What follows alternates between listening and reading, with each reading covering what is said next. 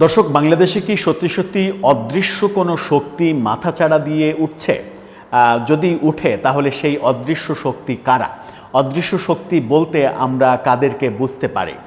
সেই অদৃশ্য শক্তি কি এমন শক্তি যে জঙ্গিবাদের উত্থান হতে পারে এরকম আশঙ্কা, যে আশঙ্কাটা বিএনপি সহ বিভিন্ন রাজনৈতিক দলের পক্ষ থেকে এর আগে করা হয়েছিল? অদৃশ্য শক্তির উত্থানের ভয় এখন বিএনপি পাচ্ছে এবং বিএনপির প্রধান অর্থাৎ ভারপ্রাপ্ত চেয়ারম্যান তারেক রহমান গতকালকে আবারও এই কথাটা তিনি বলেছেন। কিশোরগঞ্জে বিএনপির সম্মেলন হলো, অনেক বছর পরে সম্মেলন হলো এবং সেই সম্মেলনে অনলাইনে যুক্ত হয়ে তিনি এই কথা বললেন। কিন্তু সেই অদৃশ্য শক্তি কারা? অদৃশ্য শক্তি বলতে তিনি কি বোঝাতে চাইলেন আদতে?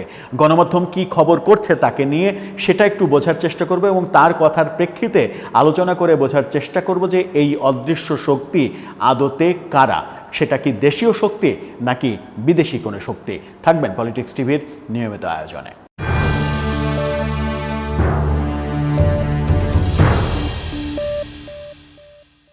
দর্শক, বলছিলাম অদৃশ্য শক্তির কথা। বিএনপির ভারপ্রাপ্ত চেয়ারম্যান তারেক রহমান গতকালকে এই মন্তব্য করেছেন। তাকে নিয়ে ইন্ডিপেন্ডেন্ট টেলিভিশন যে শিরোনামটা করেছে সেখানে দেখে নিতে পারেন। বলা হচ্ছে যে অদৃশ্য শক্তি ধীরে ধীরে মাথা চাড়া দিয়ে উঠছে। তারেক রহমান এই মন্তব্য তিনি কিশোরগঞ্জের সম্মেলন উপলক্ষে করেছেন, সম্মেলনে বক্তৃতাকালে করেছেন।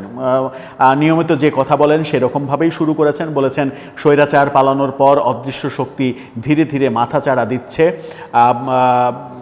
তিনি বলেছেন যে ঐক্যবদ্ধ থাকলে ভোটে ধানের শীষের পক্ষেই রায় আসবে। বিএনপির নাম ব্যবহার করে কেউ যেন বিভ্রান্তি ছড়াতে না পারে সেই বিষয়েও সতর্ক করেন তিনি। বিএনপির নাম ভাঙিয়ে নাম ব্যবহার করে কেউ যেন কোনো স্বার্থসিদ্ধির কাজ করতে না পারে এই কথা তিনি বলছেন। কিন্তু বিএনপির নাম ভাঙিয়ে কারা স্বার্থসিদ্ধির কাজ করবে? এর আগে আমরা দেখেছিলাম যে বেগম খালেদা জিয়ার অসুস্থতার কথা বলে একটা বড় চাঁদাবাজির ঘটনা, কিন্তু সেটা কারা করেছিল? সেটা কি বিএনপির বাইরের কেউ করেছিল কিনা সেই প্রশ্ন তো আছেই। আবার বিএনপির নাম ভাঙাচ্ছে কারা? বিএনপির বড় নেতাদের নাম কিংবা বিএনপি এই শব্দটা ভাঙাচ্ছে কারা? সেটা বিএনপির মধ্যেই লুকিয়ে থাকা বিএনপির নেতাকর্মীরাই ভাঙাচ্ছে, এটাই মনে করেন বিভিন্ন বিশ্লেষক। এবং মনে করেন গত 13-14 মাসে বিএনপি 7,000-এরও বেশি নেতাকর্মীকে বিভিন্নভাবে শাস্তি দিয়েছে, দল থেকে বহিষ্কার করেছে। তো তারপরেও কিন্তু বিএনপির নাম ভাঙিয়ে চাঁদাবাজি সহ বিভিন্ন অপকর্ম এই কাজগুলো লাগাম টেনে ধরা সম্ভব হয়নি। তাহলে কি তারেক রহমান অন্য কেউ বিএনপির নাম ভাঙিয়ে এই কর্মকাণ্ড করছে এরকমটা বোঝানোর চেষ্টা করলেন? সেই অন্য কেউ তাহলে কারা? আমরা তো দেখছি যে বিএনপির মধ্যেই বিএনপির শীর্ষ রাজনীতি যেরকম পরিশুদ্ধ রাজনীতির কথা বলছেন প্রতিনিয়ত, বিশেষ করে তারেক রহমানের 17 বছর আগের যে ইমেজ, সেখান থেকে 17 বছর পরে তারেক রহমানের ইমেজের মধ্যে একটা আকাশ পাতাল পার্থক্য তৈরি হয়েছে। তারেক রহমান এখন খুবই বুঝে শুনে ডাইনামিকভাবে কথা বলেন এবং তার কথা, তার উপস্থাপন অনেকে কিন্তু এখন তার বিরোধীরাও অনেকে এখন পছন্দ করছেন। সেরকম অবস্থান যখন তারেক রহমানের, তখন তিনি কি সত্যি সত্যি একেবারে সারা বাংলাদেশে তার তৃণমূলকে কন্ট্রোল করতে পারছেন? উত্তর হচ্ছে কন্ট্রোল করতে পারছেন না। তৃণমূলকে কন্ট্রোল করা কোনোভাবেই যাচ্ছে না। যত শাস্তিই দেয়া হোক না কেন তাদের লাগাম টেনে ধরা যাচ্ছে না। এবং অনেকে সমালোচনা করেন যে গত 12-13 মাসে সারা দেশে যে ধরনের যত অভিযোগ রয়েছে, সারা দেশে চাঁদাবাজি, দুর্নীতি, মামলাবাজি সহ নানা রকমের অপরাধ কর্মকাণ্ডের যে অভিযোগ রয়েছে, সেই অভিযোগগুলো যেমন বৈষম্যবিরোধী ছাত্র আন্দোলনের নামে রয়েছে, এনসিপির নামে রয়েছে, তৌহিদি জনতার নামে রয়েছে, জুলাই যোদ্ধার নামে রয়েছে, ঠিক তেমনি বিএনপির নামেও রয়েছে, কোনো কোনো জায়গায় জামাতের নামে রয়েছে। এই নাম ব্যাপারগুলো কিন্তু হচ্ছে, অর্থাৎ কারোরই অস্বীকার করার উপায় নেই যে এগুলো হচ্ছে না। তাহলে লাগাম টেনে ধরা যাচ্ছে না। যেমন বৈষম্যবিরোধী আন্দোলনের নেতারা, তারা কিন্তু তাদের কর্মী বাহিনীর লাগাম টেনে ধরতে পারেনি বলেই আজকে এনসিপিকে ভাবতে হচ্ছে যে কিভাবে 5-7টা দলকে এক জায়গায় নিয়ে একটা দল করে শক্তি বাড়ানো যায়। ডাকসু এবং জাকসুতে ভরাডুবিও কিন্তু একটা বড় ইঙ্গিত দিয়ে দিয়েছে যে বৈষম্যবিরোধী আন্দোলনের নেতারা মনে করছিল সারা দেশের ছাত্র জনতার যে সমর্থন তাদের উপরে রয়েছে, সেই সমর্থন যে এখন আর নেই এবং না থাকার কারণ যে সারা দেশে এই লুটপাট, চাঁদাবাজি, দুর্নীতি এসবের সঙ্গে জড়িয়ে যাওয়া, সেটাও কিন্তু প্রকৃষ্ট উদাহরণ। এখন সেই একই পথে যদি বিএনপি হাঁটে এবং বিএনপির নেতা, তৃণমূলের নেতাকর্মীদের যদি মানে লাগাম টেনে না ধরা হয়, তাহলে আগামী ভোটে সেটার খুবই বাজে প্রভাব পড়বে, এটাও কিন্তু অনেকে মনে করেন। যদি বিএনপির নাম ভাঙিয়ে কোনো কিছু করা যাবে না, এই মেসেজটা তিনি সত্যিই দিতে চান, তাহলে আমার মনে হয় যে সরকারের উপরেই আহ্বান জানানো উচিত যে সরকার মানে এই সকল বিষয়ে দমনে জিরো টলারেন্স নীতি অনুসরণ করবে এবং সেই ক্ষেত্রে কোনো রাজনৈতিক দল বিবেচনা করবে না। অপরাধীর ক্ষেত্রে রাজনৈতিক দল বিবেচনা না করে যখন অপরাধ দমন করা হবে সরকারি পর্যায় থেকে, তখন ব্যাপারটা লাগাম টানা সহজ হবে। সেই ক্ষেত্রে আমরা সরকারকেও নিষ্ক্রিয় দেখছি। আবার তারেক রহমানের মূল যে কথাটা, যেটা নিয়ে হেডিং করেছে ইন্ডিপেন্ডেন্ট টেলিভিশন, যে অদৃশ্য শক্তি ধীরে ধীরে মাথা চাড়া দিচ্ছে, এই অদৃশ্য শক্তি বলতে তিনি কাদেরকে বোঝাচ্ছেন? সম্প্রতি আমরা দেখেছি যে আমেরিকান নাগরিক এনায়েত করিম চৌধুরী, তিনি অ্যারেস্ট হয়েছেন মন্ত্রীপাড়া থেকে এবং তাকে 2 দফা রিমান্ডে নেওয়া হয়েছে।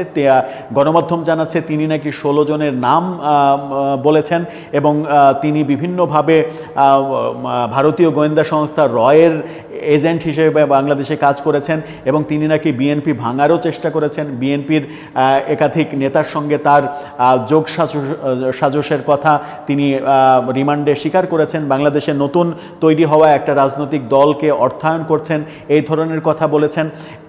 এই অর্থাৎ মানে 21 টেলিভিশনের একটা রিপোর্ট দেখলাম, তারা বলার চেষ্টা করছে যে এনায়েত করিম স্বীকার করেছেন যে তিনি একটা সময় বিএনপি ভাঙার চেষ্টা করেছেন বিএনপির নেতাকর্মীদের মধ্যে থেকে। তো তারেক রহমান কি সেই রকম অশুভ শক্তির কথা বলছেন যে বিদেশি বিভিন্ন মানে এজেন্সি, বিভিন্ন স্টেক হোল্ডাররা মানে অশুভ শক্তি হিসেবে বাংলাদেশে দাঁড়িয়ে যেতে পারে, নাকি তিনি অশুভ শক্তি হিসেবে আওয়ামী লীগকে মিন করছেন কিংবা আওয়ামী লীগকে টার্গেট করছেন? যদি আওয়ামী লীগকে মিন করেন কিংবা আওয়ামী লীগকে টার্গেট করেন, তাহলে ভোটের রাজনীতির ইকুয়েশনে একটা কথা কিন্তু বলে দেওয়া যায়। যেমন মাহমুদুর রহমান মান্না মন্তব্য করেছেন যে পিআর পদ্ধতিতে যদি নির্বাচন হয় তাহলে সব থেকে বেশি লাভবান হবে আওয়ামী লীগ এবং জাতীয় পার্টি। সেই ক্ষেত্রে তিনি যে ইকুয়েশনটা দেওয়ার চেষ্টা করেছেন সেটা হচ্ছে যে পিআর পদ্ধতিতে নির্বাচনে জাতীয় পার্টি নির্বাচন করবে, সারা দেশের আওয়ামী লীগের ভোট জাতীয় পার্টিতে পড়বে এবং জাতীয় পার্টির ওপরে যদি আওয়ামী লীগের 30-35% ভোট বর্ষিত হয়, তাহলে বিএনপির জন্য ক্ষমতায় যাওয়াটা কিন্তু কঠিন হয়ে যাবে। সেই ক্ষেত্রে ভোটের রাজনীতিতে কি কৌশল অবলম্বন করা উচিত, কোন ধরনের কথা বলা উচিত, কাকে এখন দোষারোপ করা উচিত আর কাকে দোষারোপ করা উচিত না, ব্যাকডোরে কাদের সঙ্গে রাজনৈতিক সমঝোতা করা উচিত কি উচিত না, সেই ব্যাপারগুলো বিএনপি গভীরভাবে রাজনৈতিক সমীকরণ মিলানোর চেষ্টা করেছে কিনা, সেই ব্যাপারেও অনেকে কিন্তু সন্দিহান। অনেকে বলছেন যে বিএনপির সর্বোচ্চ নেতৃত্ব, বাংলাদেশে যে নেতৃত্ব রয়েছে সেই নেতৃত্ব ঠিকভাবে ফাংশন করতে পারছে না এবং বিদেশে বসে থাকা তারেক রহমান এই বাংলাদেশে থাকা নেতাদের সঙ্গে যে অনলাইন কানেক্টিভিটি তৈরি করেছেন, সেই অনলাইন কানেক্টিভিটি আদতে খুব একটা কাজে দিচ্ছে না বলে বিএনপির তৃণমূলের যে অভিযোগ, তৃণমূল নেতাকর্মীদের বিরুদ্ধে নানা রকমের যে অভিযোগ, বিশেষ করে সবথেকে বেশি অভিযোগ হচ্ছে মামলাবাজি এবং চাঁদাবাজির অভিযোগ, সেই অভিযোগগুলো লাগাম টেনে ধরা সম্ভব হচ্ছে না। সব মিলিয়ে বিএনপি অশুভ শক্তির উত্থানের কথা বলছেন ঠিকই, তারেক রহমান অশুভ শক্তির উত্থানের কথা বলছেন, উত্থানের ব্যাপারে নেতাকর্মীদের সচেতন থাকতে বলছেন, সেটা খুবই দামি কথা হতে পারে নেতাকর্মীদের জন্য। আবার বলছেন যে তাদের নাম ভাঙিয়ে কেউ যেন কোনো কাজ না করতে পারে, সেই ক্ষেত্রে তো বিএনপিকেই সচেতন হতে হবে। কিন্তু সেই ক্ষেত্রে বিএনপি রাজনৈতিক কৌশলে ক্রমে ক্রমে পিছিয়ে যাচ্ছে কিনা সেটাও একটা বড় বিষয়। এই যেমন জাতিসংঘ অধিবেশনে মির্জা ফখরুল এবং তারেক রহমানের পররাষ্ট্র উপদেষ্টা দুইজন যাচ্ছেন, প্রফেসর ইউনূসের সঙ্গে সঙ্গী হিসেবে যাচ্ছেন।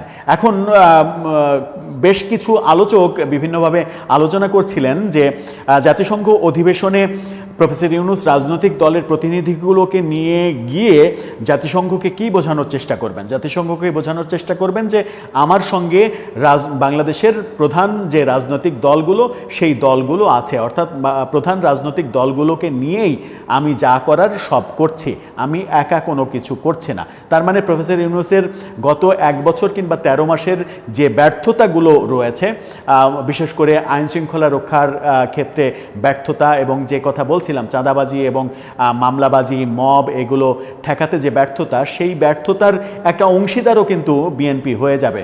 যে যখন জাতিসংঘের কাছে মেসেজ যাবে যে প্রফেসর ইউনূস যা করছেন রাজনৈতিক দলগুলোকে সঙ্গে নিয়ে করছেন, অর্থাৎ সফল হলেও এদের ক্রেডিট, ব্যর্থ হলে এদের ডিসক্রেডিট। তো ডিসক্রেডিটের ভাগিদার কি অজান্তেই হয়ে যাচ্ছে কিনা বিএনপি, সেই ভাবনা বিএনপি ভেবেছে কিনা, এরকম আলোচনাও অনেককে করতে শুনছি। এখন অনেক ইকুয়েশন হবে, অনেক চিন্তাভাবনা হবে, অনেকে অনেক ধরনের কথা বলবেন। বিএনপির শুভাকাঙ্ক্ষীরা নানাভাবে বিএনপির ভুল ধরার চেষ্টা করছেন, ভুল ধরে সংশোধনের কথা চিন্তা করছেন। সরকারের যারা ওয়েল উইশার, যারা মনে করেন যে সরকারের ভুলগুলো করা উচিত না, তারা সরকারের ভুল ধরছেন। সরকারের কোনো দায়িত্বশীল ব্যক্তিরা সেগুলোকে আবার মনে করছেন যে সরকারের বিরুদ্ধে এক ধরনের বিদ্রোহ করা, সেই ভুল বোঝাবুঝির ব্যাপারগুলোও রয়েছে। সমালোচনা করা যে বিদ্রোহ করা নয়, বিদ্রোহ করার একটা ভাষা থাকে, সেই ভাষাগুলো তারা বুঝে উঠতে পারছে কিনা, সেই ক্ষেত্রেও একটা বড় গ্যাপ আমার মনে হয় কাজ করছে। সব মিলিয়ে আমার মনে হয় যে বিএনপির রাজনীতি, বিএনপির নীতি নির্ধারণী জায়গায় এখনও বাস্তবতা থেকে বেশ খানিকটা দোদুল্যমান অবস্থা কিংবা বেশ খানিকটা ফারাক থেকেই গেছে, এবং সেই ফারাকটা অন্য রাজনৈতিক দলগুলো তাদের নিজের করে ক্যাশ করে নিলে বিএনপির জন্য সেটা বিপদ হতে পারে। দর্শক, আপনার কি মনে হয়, সত্যিই কি দেশে অশুভ শক্তির উত্থান হচ্ছে? আর সেই অশুভ শক্তি কারা? অশুভ শক্তি কি তারেক রহমান বোঝাচ্ছেন যে দেশের মধ্যেই কোনো একটা শক্তি কিংবা জঙ্গিবাদের উত্থান, নাকি তিনি বলছেন যে আওয়ামী লীগের ফিরে আসাটাকে ভয় পাচ্ছেন, আওয়ামী লীগের ফিরে আসতে চাওয়াটাকে তিনি ভয় পাচ্ছেন, নাকি ভারতীয় রয়ের ষড়যন্ত্র, নাকি সিআইয়ের ষড়যন্ত্র? কোন ব্যাপারটাকে তিনি মিন করছেন অ্যাকচুয়ালি? আপনি যদি বুঝতে পারেন, জানিয়ে লিখতে পারেন আমাদের কমেন্ট বক্সে।